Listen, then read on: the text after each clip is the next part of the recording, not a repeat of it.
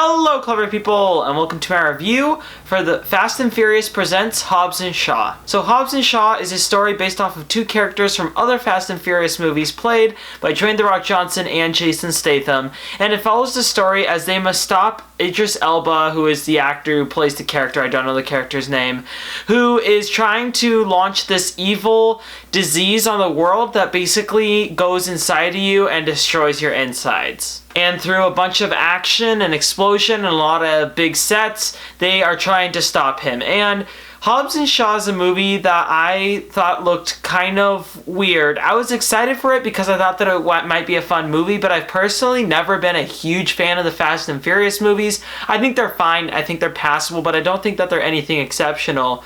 So I went into this one with fairly low expectations. I wasn't expecting anything great from it, but in all honesty, I think that this is the best Fast and Furious movie. And I think the reason it's the best is because it is so separated from everything else. There's not 8 movies of history backing this movie up. It's completely separate, it's completely on its own, and it does its own crazy action stuff because of it, and I really, really enjoyed that. I think that this movie, action-wise, is by far the best in the Fast and Furious.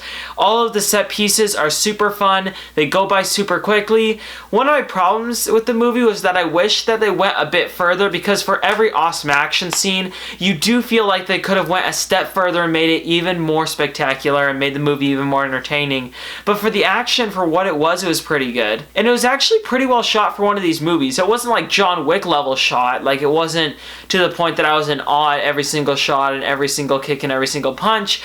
But it did have some pretty good cinematography, and it was pretty easy to tell what was going on all of the time. And also, every actor in this movie, at least the leads, does pretty well. All the secondary characters are really, really bad, and that's the story for another time, but all the leads, the ones who matter, do really, really well. Jason Statham, Dwayne "The Rock" Johnson, Idris Elba, and the other female lead in the film. They're all giving a lot of energy all the time. I do wish that the script would have allowed more time for them to show off their charisma and show off their energy, and unfortunately it didn't, but it was still a pretty solid movie. One of my biggest cons with this movie, though, was the villain in it.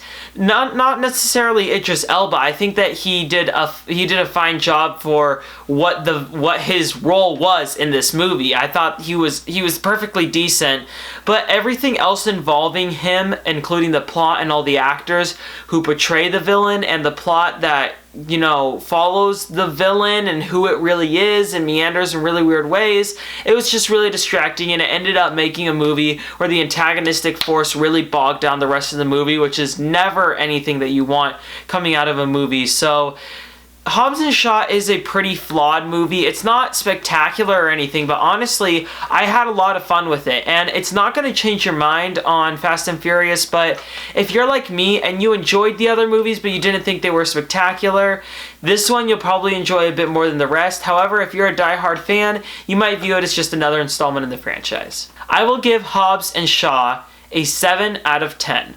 Alright, that concludes my review for Hobbs and Shaw. So, what are your thoughts on this film, or what do you think of the Fast and Furious franchise? Comment in the comment section below and let me know. I'm Robert Burke, and this has been The Clever Critics. Goodbye.